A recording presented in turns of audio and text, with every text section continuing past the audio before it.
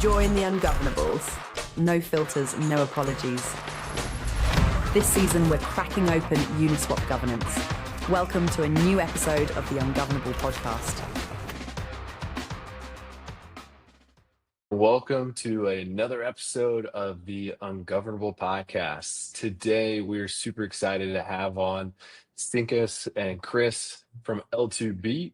Not only do they analyze and monitor the security of the networks that we all use daily, but they're also active delegates in multiple DAOs, helping shape policies that will define DeFi's future. We're Joe and Austin from Alpha Growth, your premier DeFi and operations and growth firm. Guys, thank you so much for coming on. What else should the listeners know about you? Thank you for having us, first and foremost. Christoph, as a more senior, do you want to start off? Yeah, first of all, thank you for having us. My name is Chris. I'm the head of governance in L2BEAT.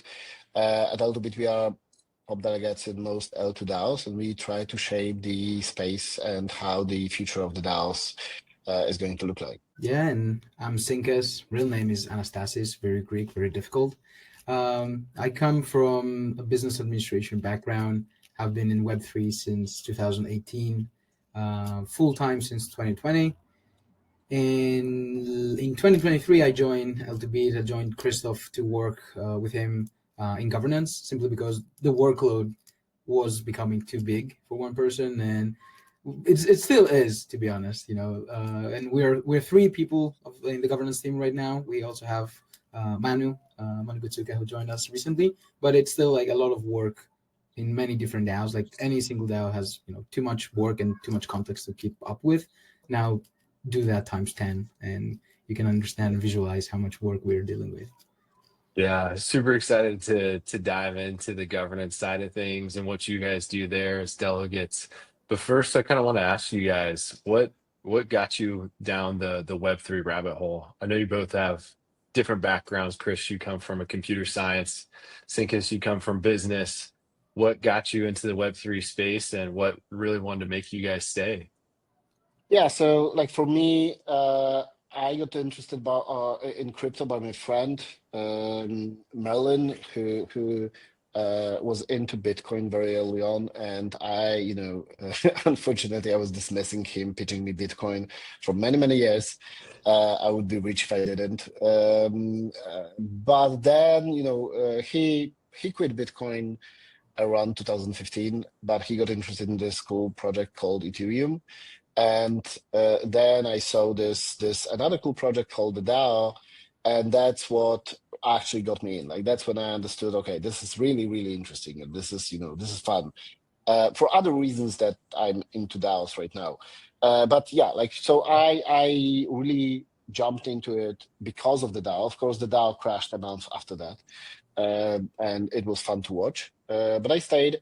I was involved in a lot of regulatory discussions around in Poland around the ICO bubble frenzy, and after that, I've been involved a lot in discussing with business enterprises, government, regulatory bodies. And I've been advising some startups in crypto, and then long story short, L2BEAT, I know L2BEAT founders from the old days, and when they realized that there is this governance thingy, and L2BEAT is being seen as someone who should be active there, they didn't want to handle it themselves, so they reached out to me to join L2BEAT team to handle governance issues, and that's how I ended up here. That's my story. Yeah, way different entry for me. Back in 2015, I was still in high school, and I was doing online gigs just to make some pocket money for Minecraft servers. I was selling services, or rather connecting people who were selling services to Minecraft servers. And in those forums, some people had started paying with Bitcoin. So I looked at that, I tried getting some, couldn't figure it out. And I realized, no, it's not for me. And then in 2018, I had a motorcycle accident. I was in the hospital, a lot of free time. And I was browsing the internet, and I saw an article about this thing called Ethereum. And I looked at that. I looked at Bitcoin as well and what he had done price-wise. And I realized, holy, this is something really interesting.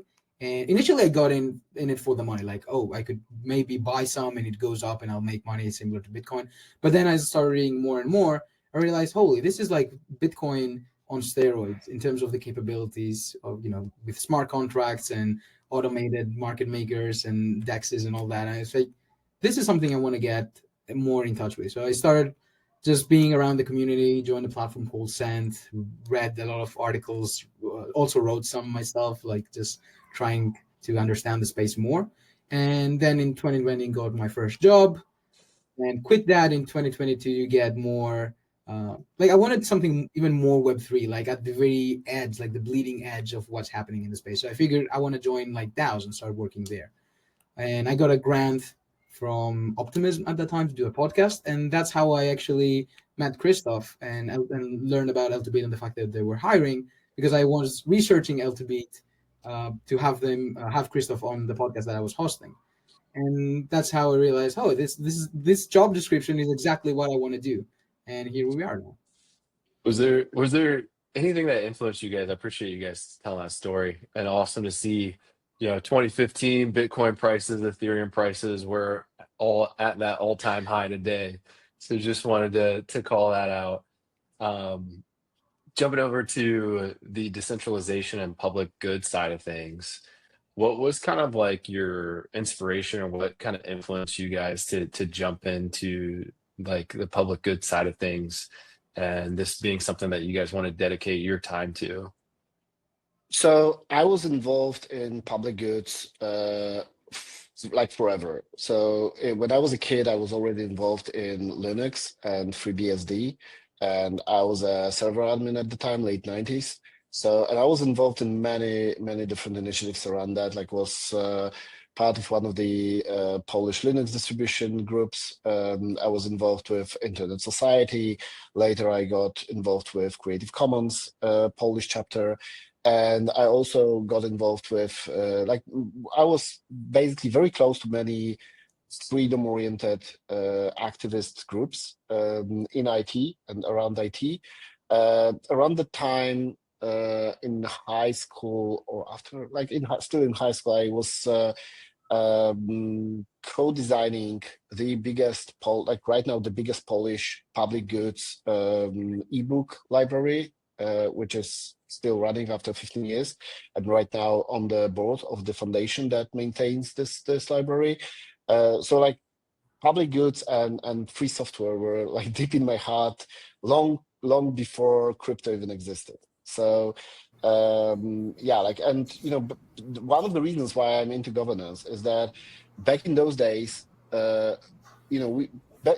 see a lot of similarities around current crypto communities and old-time free software communities. Communities around Linux, communities around free software and Free Software Foundation, communities around open protocols like Mozilla, and other groups like that, Creative Commons.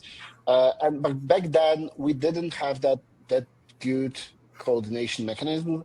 Like I think that tokens and the value layer of the crypto that we have changes a lot in terms of how can we coordinate on the common goals and how can we actually run those decentralized organizations in a meaningful way.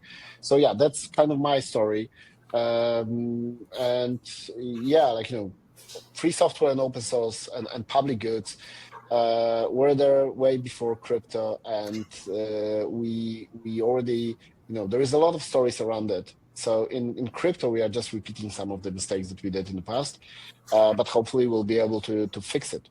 Chris, you mentioned public goods quite a bit. Would you mind defining in your mind what is public good? Yeah, so there is a this economical definition, common economic definition of public goods that is this. I don't remember it exactly right now, but it's like that it can be competitive and it can be depleted. But basically, these are the common resources that we have and we use together for a common good, and that we share together. And that's kind of how I see it. So these are common resources, common infrastructure that is better if it's not monopolized by any single party. And also, it's better if it is being maintained and developed by a community that uses it. So that's how I kind of loosely define it. But to be honest, there is 1,000 definitions of public goods, and everybody who is into public goods has their own definition, and I don't think it's bad. Like, I think that as long as it works, as long as we get to produce value to the communities, I don't care if my definition of public goods is different from somebody else. Like, as long as we both contribute towards adding value to it. You somewhat alluded to the answer here, but in your mind, who's responsible for keeping the lights on of public goods? Well, it depends. I don't think that there is an easy answer to that, because I don't think that being a public good requires that it's being maintained by, that it's not decentralized, for example, that it's not maintained by a single commercial entity. I think that there are public goods that are maintained and produced by commercial entities, simply because it's valuable for them and it's valuable for them for upkeeping. Actually, that's exactly how free software got to own the world. Even though, if you look into free software, most of the free software is owned and maintained by commercial entities. GitHub is owned by Microsoft. Linux Foundation is kind of aligned with IBM, because IBM is throwing $1 billion from every now and then into Linux Foundation. Mozilla for many years was heavily supported by Google and very reliant on Google.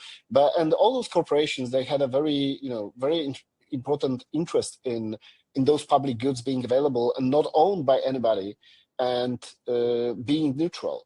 So it is possible. However, it's not ideal, because if it is reliant on any single entity, be it commercial, corporation or government, as is quite usually with NGOs, that NGOs are sometimes heavily reliant on government, and I've been there and I saw that, and it's also an issue, because if the government goes other way, then this NGO has an issue and has a problem with sustainability. So ideally, in an ideal world, public goods would be supported by the community, by people who use it and the people who have interest from them.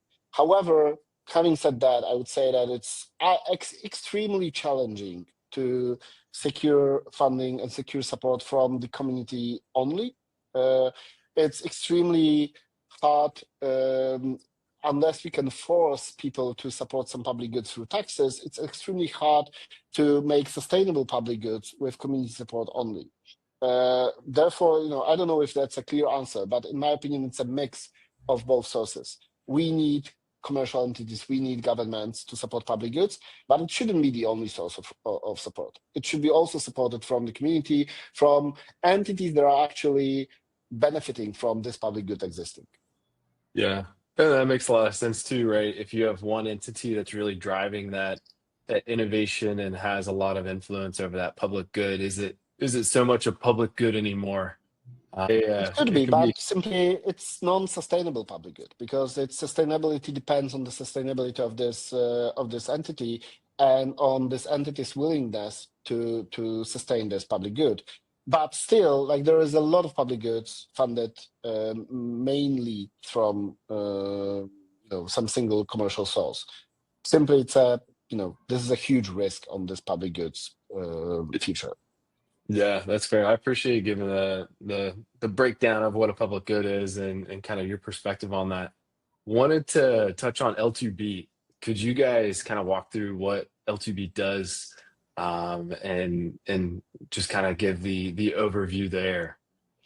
I want to give the very dumbed down version, and then Christoph can take it away with Yeah, the way I try to explain L2BEAT to friends or people who might be into crypto but not really, following what's happening or know what L2BEAT is, I like to ask them the question like, hey, you have money on Ethereum. What makes you so certain that your money is secure and you can use it at any time, you can withdraw it, you can do whatever you want with your money? And they have like, Ethereum has some security guarantees. Now I asked them, all right, let's say you move your money to an L2 based on Ethereum, right? Optimism, Arbitrum, whatever it is, base. Now, do you still have the same security as you would by having your money or your assets on Ethereum? And a lot of people fall in the trap to say yes, because they're an L2 and they're built on Ethereum. But that assumption is not correct. And there are some risks that exist. And L2BEAT, what the majority that I think is known for, although we do way more than that, is highlighting and making those risks easily digestible and accessible to the general public through the dashboard that we have created and through the famous or infamous risk rosette, or L2BEAT pizza, as some people call it. So for me, it's like, this is the very dumbed down explanation of what L2BEAT does. It's like, hey, do you know if your assets are secure in this L2? Where you can go at L2BEAT and check, and what exact risks are associated with your assets. And Christoph can deepen the explanation, I believe.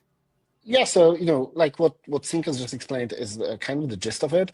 However, I would like to add more nuance to this story, because it's not that we just we kind of like we make a call. Okay, this L2 is secure and this one is not. No, like what we do is we the way we define it is we provide on-chain transparency, and we go look into, because the nice feature about L2 systems is that they are built on top of public blockchain, and which is Ethereum. And if we trust Ethereum, those L2s are supposed to kind of inherit Ethereum security and provide you the security of your funds, because of the mechanisms that are published on chain, and because of the mechanisms that allow you to exit with your funds, no matter if the L2 is censoring you, or or if it doesn't exist, for example. So yeah, like the example that Sinkas gave, like that you put your money on the L2, and like how secure it is one thing, but imagine you put the money on L2, and then for some reason you can't access it for a long time. Let's say that you go into some legal dispute and your funds are locked until this dispute settles, and you have $1 million on this L2, and there are like right now there is more than 150, I believe, L2s that are already deployed on the mainnet. So the universal law of startups says that 80%, 90% of those L2s, these are startups. So universal law of startups says that 80 to 90% will cease to exist 5 to 10 years from now. And we don't know which ones will be those that will cease to exist. So it could be that you can watch your $1 million on this L2 while this L2 simply winds down and ceases to exist. And the question is, what do you have if this L2, if this L2 turned off their server and your legal dispute settled and you want to take your money out? And the answer is, if this L2 was kind of greenish on our risk assessment, then you're probably good. But if it was reddish, you are probably in trouble.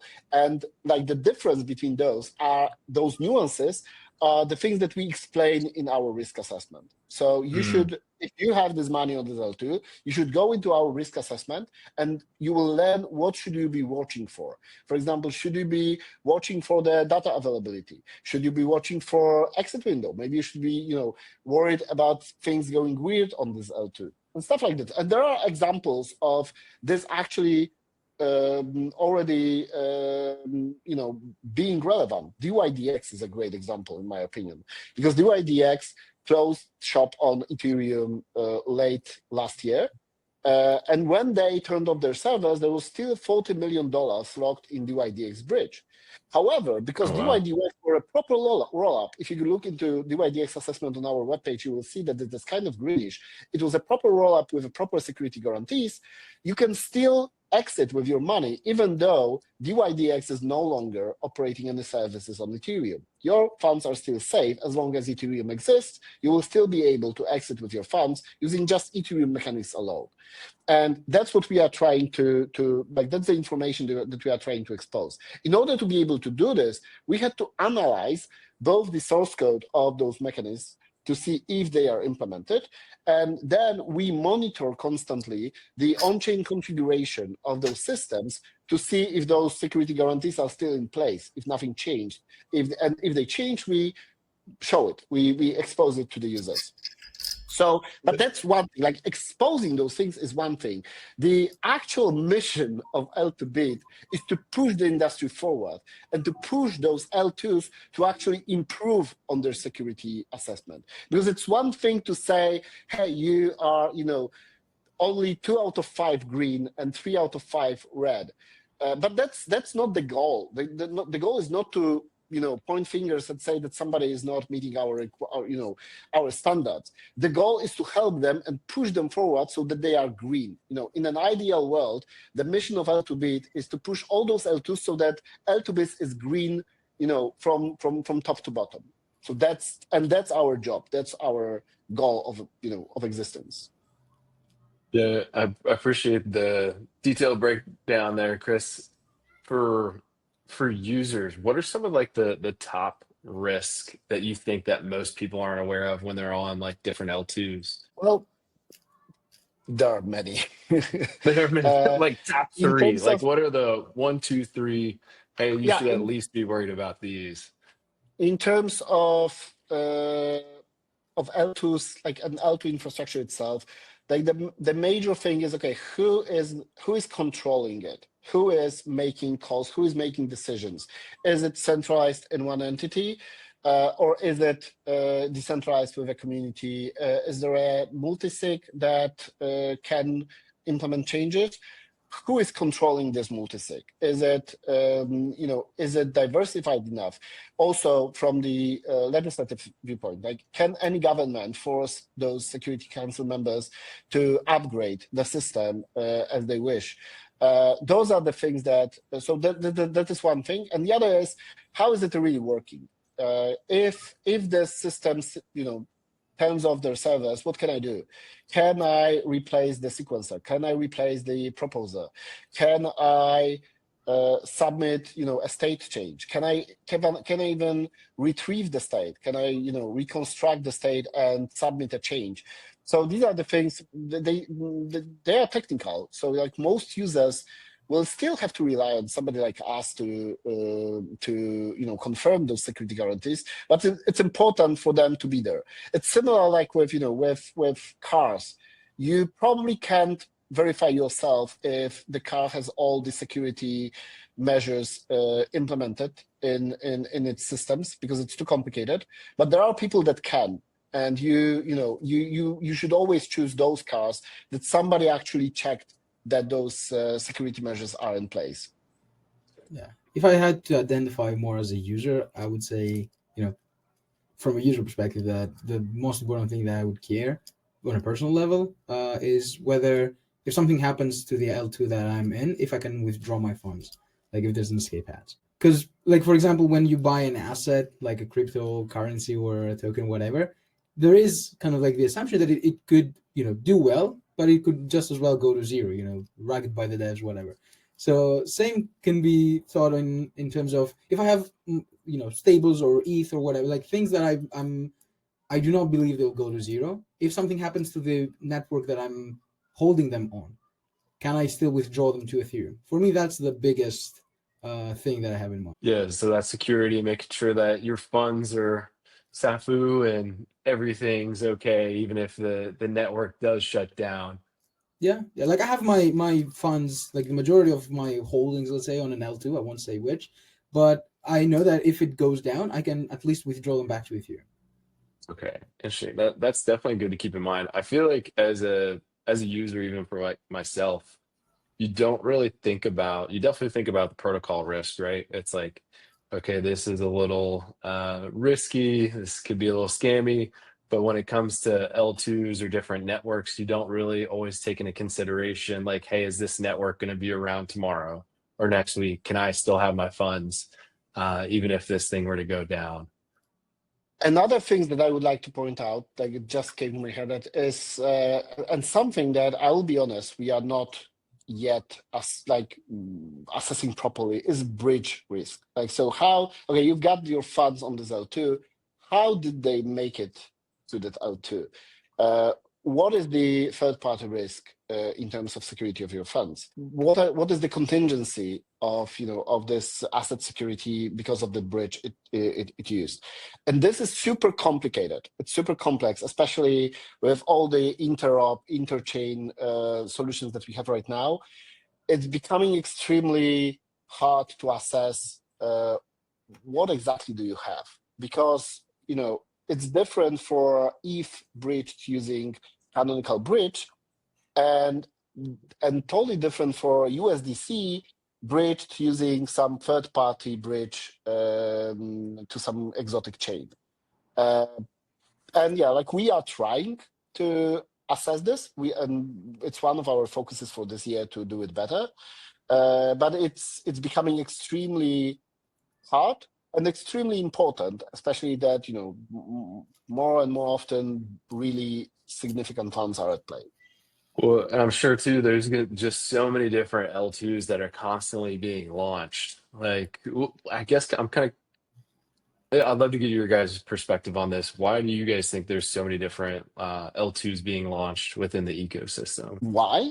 Like for me, why? It's obvious. It's obvious, like because there is a need for those, and there is enough people out there willing to experiment and take their shot in actually figuring out the product market fit for the L2. And in my opinion, in the future, there's enough demand for not just like all the L2s that we have right now today, but much more. When you look at it, in US alone, you have around 5,000 different banks and around 60,000, if I remember correctly, branches.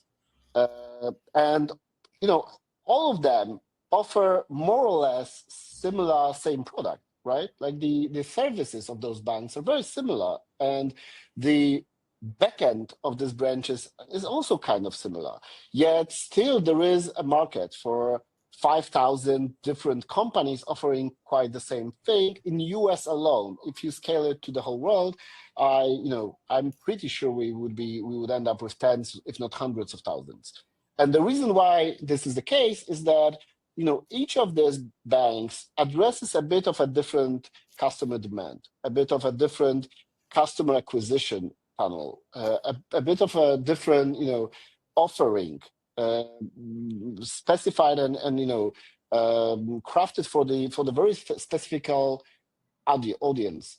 And I think the same will be true for L2s and L3s and all the chains that we have.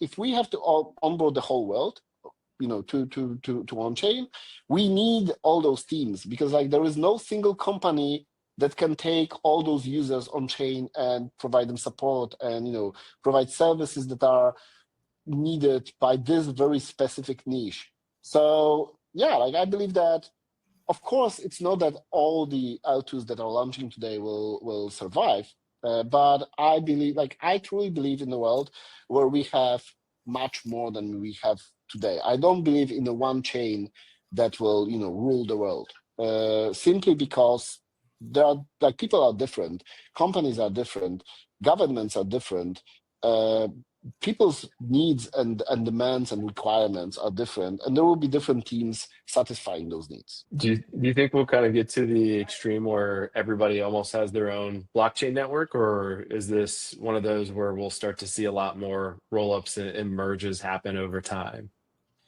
I think that there will be merges for sure, and as I said, like I think that current L2s, all of them will not survive for sure. Like there will be some that will have to die in the process, but also there will be a lot of new ones that will be created on top of it. It's kind of similar to the way as we saw internet developing. I remember the time when people thought that we have Yahoo and that's it, and that we don't need anything else. We already have the window to the world, and apparently there was so much more to the internet than that. And I truly believe that we are right now in this very early stage of on chain, where finally governments are, starting to acknowledge the fact that this is happening and this is legit, and and simply this is technology that is superior to what we had in the past, and they can't stop it anymore. You said that everybody has their own chain. Like, I think that the next year will be the year where everybody will have their own stable coin on all those different chains. But yeah, like, I think that there is definitely a need for many different custom chains, but there will be also many like main ones where smaller entities will be, and entities that do not need the customization and also maintenance cost for handling their own chains, they will be using it. But yeah, like, I think that the future is bright in that regard, as I see a lot of demand in the future for many different custom chains, as well as a lot of block space needed on the chains that we have right now. Your metaphor of Yahoo is pretty wild. I'm probably aging myself a little bit, but I don't even think I was old enough to be around in a time when Yahoo was the only thing on the internet that people were talking about. That's a pretty wild thought, because there was no part of my life did Yahoo have much relevance other than just like a media outlet. To make it more, later, first it was Yahoo, like for me at least. Then it was Google. Then it was MySpace. Then it was Facebook. Like every few years, we had this one thing that was supposed to end the internet, and this is all. Like, we don't need anything more. Like, we already solved it. But no, like, apparently we still have many new things. There is a reason why there are so many apps on the internet and so many services, even social services. Why do you need why do you need LinkedIn when you have Facebook? Why do you need Instagram when you have Facebook? Why do you need TikTok when you have Facebook, right? Like, we figured it out 20 years ago. Like, my Twitter account is of legal age today. Like, it's 18 years old. So why do we need all those other services when we have Twitter for 18 years already? Okay, so I would argue, though, that it's possible that AI and the way that we interface with the internet is going to continue rolling up to where, instead of going on Google and searching through websites now, I think more and more people are just interfacing with ChatGPT as kind of just this be all end all one entrance point into the metaverse, so to say. How do you think that's going to evolve with how the distribution of the interaction on the blockchain is? Do you think Superchain is going to change anything like that? Wait, I don't know how did we get from ChatGPT to Superchain. So however, I was using it's more of an analog in terms of right now the internet is finally, after many decades, the internet now is potentially going to evolve into something that only has one entrance and exit point, which is how some people are replacing all of their internet activity with ChatGPT. I don't believe it. So, of course, ChatGPT and other, LLMs will change the world significantly. But there is a reason why we are talking right now, even though you could also open ChatGPT and have a nice chat with it. You could also generate a talking head and, talk with this talking head generated by ChatGPT instead of talking with the two of us. But for some reason, you still prefer to talk to us instead of talking to ChatGPT. So I don't believe that ChatGPT will kill the world and eat the world and will replace everything. Yes, it will be growingly important thing in the web ecosystem. But it definitely, it will kill a lot of things that we are used to right now, but it will create new ones. It will create new ways for people to interact with the world and with each other. And it will not replace humans. It will not replace the internet that we see right now. It will evolve it. Of course, it will be important. Of course, other LLMs will, like Grok and, Gemini, they will be like increasingly shaping and changing our reality. But I think that the age of humanity is not over, and it's not that you will not be talking to ChatGPT 3 years from now instead of us. You will still be looking for humans and other humans to listen to it instead of GPTs. So with that in mind, how does it translate into? But still, like having said that, there is a very bright future for ChatGPT, and it will definitely eat a lot of services. The same way I think that the good analog for this is Amazon. Amazon that started as a bookstore, online bookstore, and right now it's this behemoth that is controlling so many aspects of our lives. Yet still, even though Amazon is so so huge, so important, it's still not everything. So I believe that the same by analogy, same things will happen in crypto. And you mentioned superchain.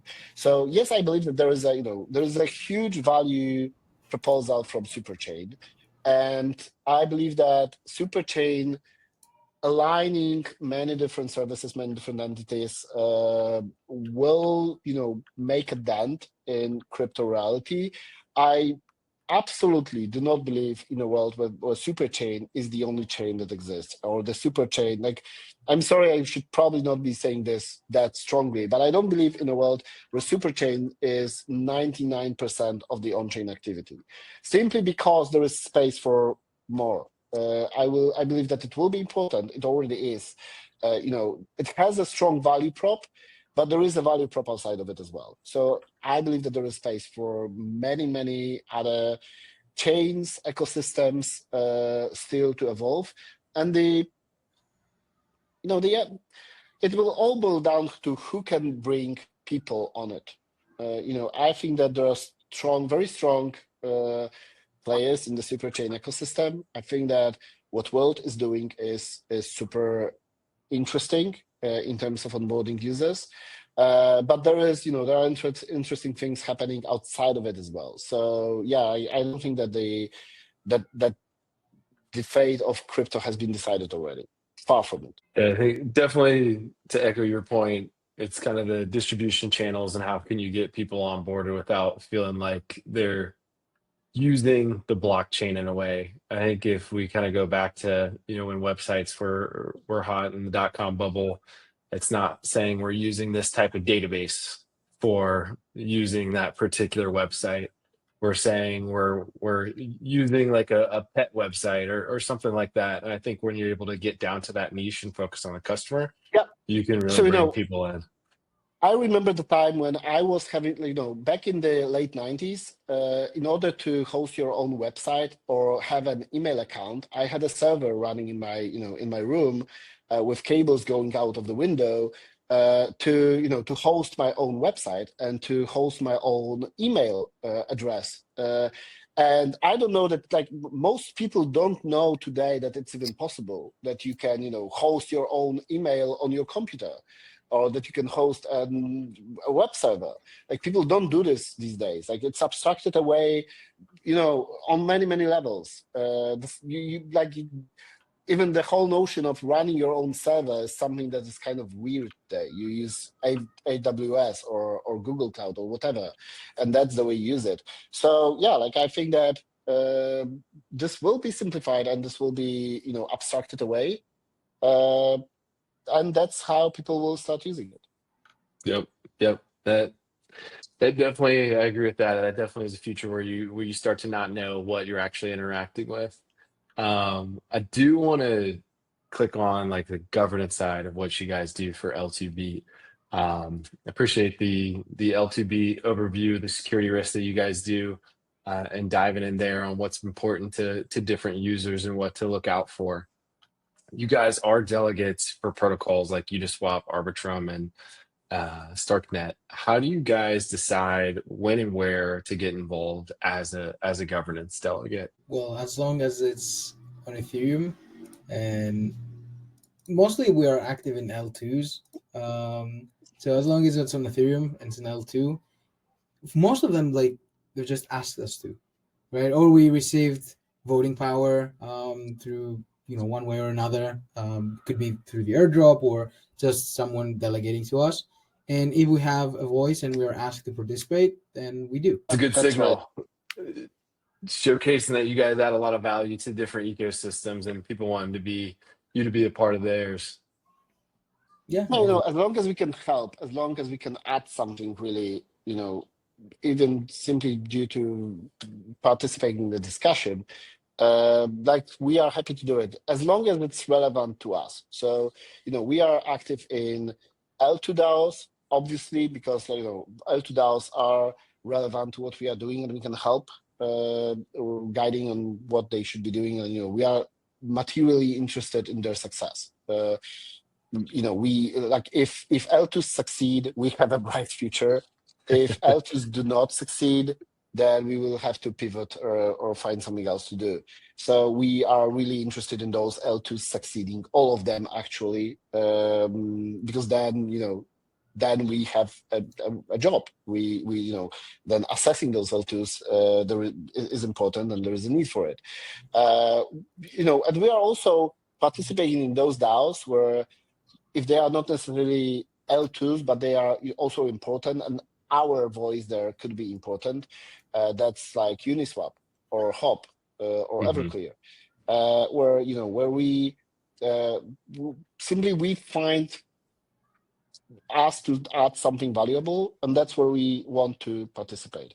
But as Sinkas said, like we are usually asked to participate. We don't necessarily seek for being active in we want to be active in every L2 DAO, simply because, as I said, like it's in our best interest to make sure that those DAOs succeed and those L2s succeed.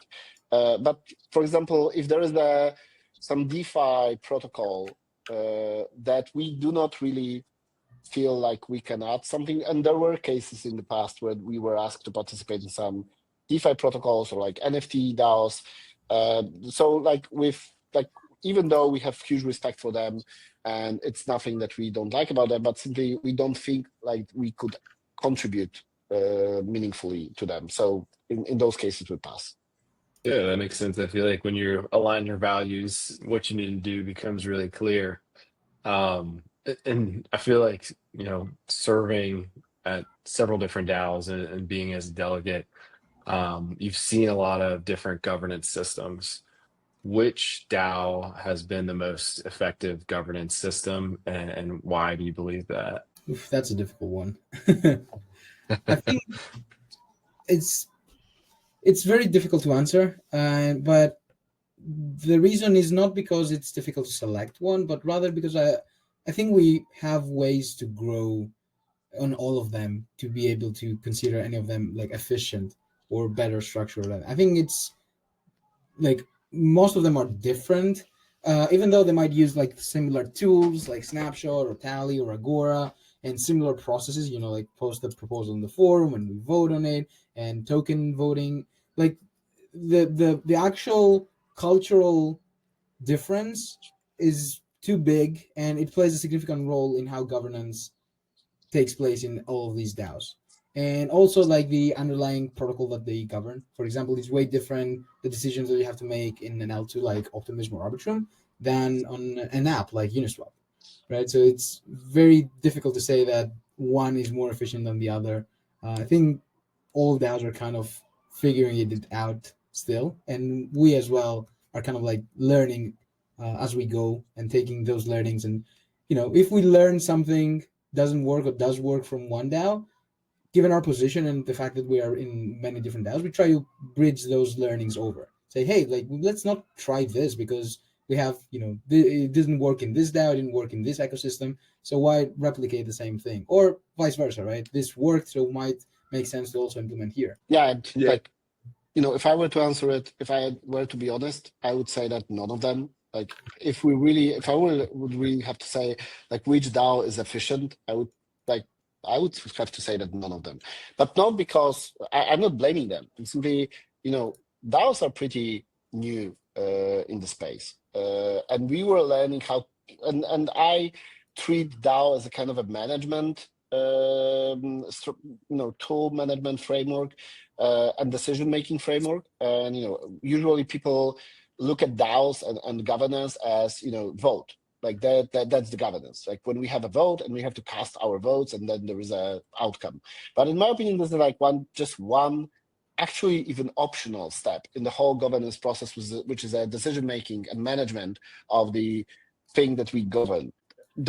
I believe that right now we are not realizing even like 20% of the potential that lies in the DAOs and the coordination mechanisms that we could have implemented there, and the way how we can, contribute as participants of those systems, of those ecosystems, and of those DAOs to bring value, to create value for those ecosystems.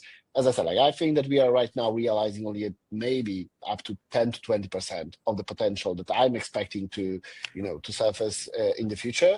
That's why I would say that none of them are efficient. But at the same time, I would say that all of them, because I guess that every single DAO out there that we are present at and we are contributing to has some unique feature that they did this one twist at least that improves how we do stuff in general. So all of them have something interesting in them that moves the world forward and that pushes the whole industry, the whole governance space forward. So for that, I believe that all of them have some value. They're all unique snowflakes, right? What are some of the innovations or processes that you've seen outside of the Uniswap DAO that you believe that Uniswap should implement or at least explore? That's a hard one. I will think about it and Sinkas throw something in while I'll think about it. Yeah, it's difficult because I think to an extent, some of those things that we see in other DAOs also kind of already happen in Uniswap one way or another.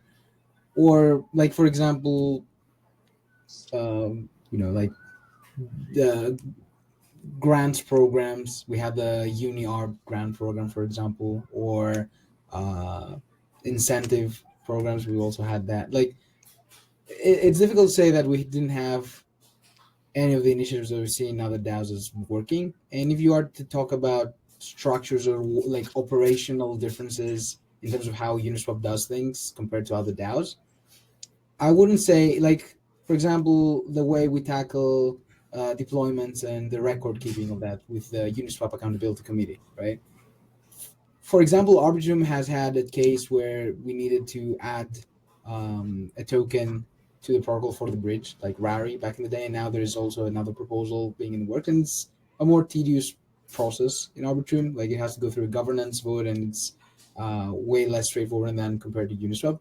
So in that regard, like, for example, Uniswap is already doing something better, let's say, or more efficiently, but it's also kind of different. Yeah, so when I had the time to think about it, I will not name one mechanism from any one specific DAO, but what Uniswap could improve on is taking more responsibility from, like, as token holders and delegates, taking more responsibility and more control over what in the ecosystem. Because right now it seems like most of it has been delegated to labs and foundation, and there is an expectation of them facilitating everything and them pushing things forward, while in order for and at the same time, when those entities are not acting the way that some delegates would like them to act, and I don't know, are not revealing enough information or are not taking steps that delegates would like to see taken, there is this dissatisfaction and confusion. And I think that the reason, like, right now the DAO is kind of toothless because the power and the executional capacity lies only in those entities. I believe that there is a world in which the DAO grows its own executional capacity and grows its own autonomous, I don't want to say bodies or entities, but capabilities. Let's put it like that in a very abstract way, so that the DAO can make reality and not just confirm and ratify reality set by others. So I know that's a kind of philosophical statement, but that's what I think. Like, the DAO should be more autonomous in the practical sense and not in just theoretical sense of the token voting. the DAO as delegates, as the community, as the collective, should be able to set the reality and not just ratify it. It's challenging, but it's possible, in my opinion. Yeah, what do you think that reality looks like? Is that kind of following the foundation's priorities or footsteps? Is that creating their own initiatives to really drive growth and progress in different areas? Like, what should the DAO really be focused on? Yeah, so as this is the public appearance, I need to be very political and like watch my words. But I think that the DAO could be like so first of all, like I truly believe that the foundation and the labs are doing a great job so far. And like anything that I will say is not going against foundation and labs, but I simply think that foundation and labs should not be expected to do everything. But right now, it is like that if we want something to happen, we kind of, expect foundation to do that, or labs to do that, or both. And if there is no alignment, if they don't see it that way, then people are frustrated that like foundation is not helping us, and that shouldn't be the case. Like I don't think we should be expecting them to do anything really, especially in the current legalish setup. But I do believe that there is a possibility, and there is a possible autonomy that would grow inside the DAO, so that would make it happen. That we could fund third-party entities, or we could fund initiatives that would take responsibility for certain things, and would grow the DAO capabilities outside of what the labs and foundation is doing, not to compete with it. It's very important. I don't mean for the sake of competing with what they're doing, but rather for extending their capacity. And I know I'm kind of philosophical, but yeah, like I expect this to happen in DAOs over time in general. Yeah, I think it's about the DAO working with the foundation and labs, but having more ownership into leading that kind of collaboration, not necessarily waiting for the labs or the foundation to come up and say, hey, we're working on this, and then the DAO wakes up and say, yeah, we want to like contribute to that, or spin up our own initiative, or why shouldn't it be in the control of the DAO? The DAO can do things. Yeah, and also, sorry to interrupt. Also, the DAO is not just like random abstract body. The DAO is made of token holders and delegates represent token holders. And token holders are individuals, but they are also entities. And the reason why I have token-based governance and governance at all in those protocols is that if somebody wants to shape the future of Uniswap, they can, at least theoretically, buy enough tokens to incentivize Uniswap going in a certain direction. And this, so those ways in which Uniswap is going does not have to go from the DAO, like from the Uniswap itself. It could be, others should see Uniswap and all the other DAOs, all the other protocols controlled by tokens as well, as tools that they can build with. And, if I can build something that can use Uniswap and I can then buy enough tokens or influence the governance in a way so that Uniswap will be aligned with this thing that I've built, that is something that I think would be interesting. Yeah, and I think that, as Uniswap has had that shift from just being a DEX to now being a core piece of infrastructure with Unichain and UniV4, there is a large shift in priorities. Do you guys feel, in your opinion, do you feel like the DAO is focused on those two priorities, or do you feel it's still thinking about Uniswap as a DEX? I think it's hard to say. Yeah, but I would say right now from the DAO's perspective, not labs or foundation and the things they do in the DAO, I would say more so in terms of a DEX still. Yeah. I guess, do you see any challenges to start to prioritize V4 and Unichain from a DAO perspective? At least for Unichain, like I remember back when it was first announced, the discussion in the forum was there's like dissatisfaction with the fact that the DAO was not involved in the process of Unichain. I'm kind of like on the edge on whether it should have been or it shouldn't. Like at the end of the day, labs and foundation can also do their own things and pursue their own ventures, and Unichain I see as one of them. But the other time, on the other hand, I do understand delegates who say, "Hey, like if we're not involved in the mix and only learn after the fact of this new thing called Unichain, then what are we even doing here?"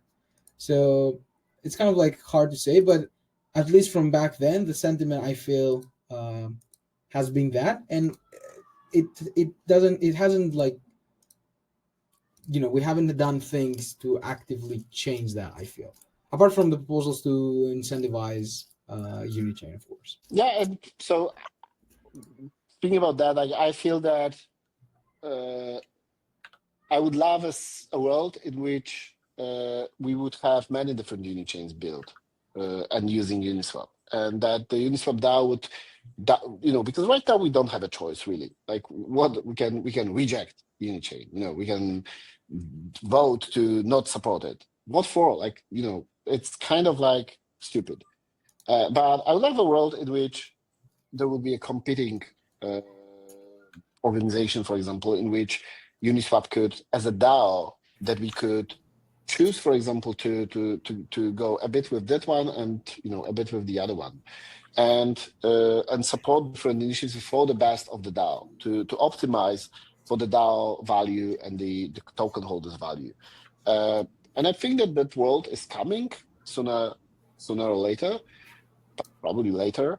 But yeah, in that world, the DAO would, because right now it's kind of a illusion of a choice. But I feel that the world that we will live in 5 years from now will be the world in which the DAOs will have a real choice, a choice of which route are we actually going to go, and which will give us more value in the future. So if you had one wish for the Uniswap DAO in, let's say, the next 12 months, what would that look like? One wish. Yeah, very difficult to answer, but I would say more community-led initiatives for the growth of, like my personal thing would be growth of V4, but also in tandem with Unichain as well.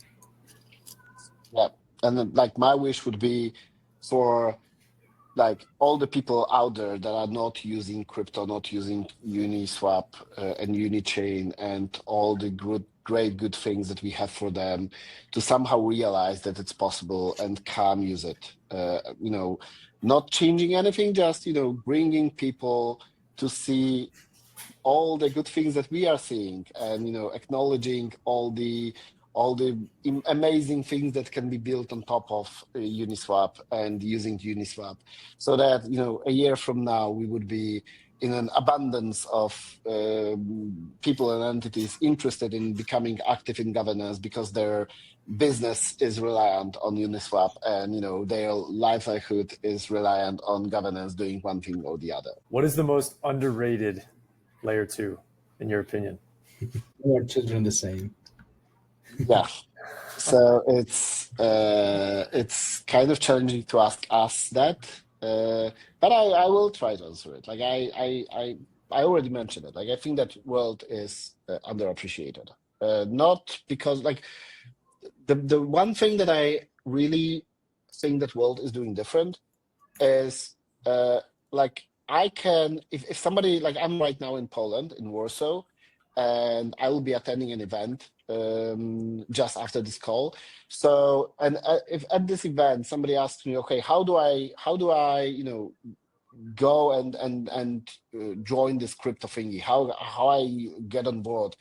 I can point them to the very, very physical location, like a kilometer away from where I'm sitting right now, where they can go and scan their eyeballs, and there will be someone who will help them create a world account using World app.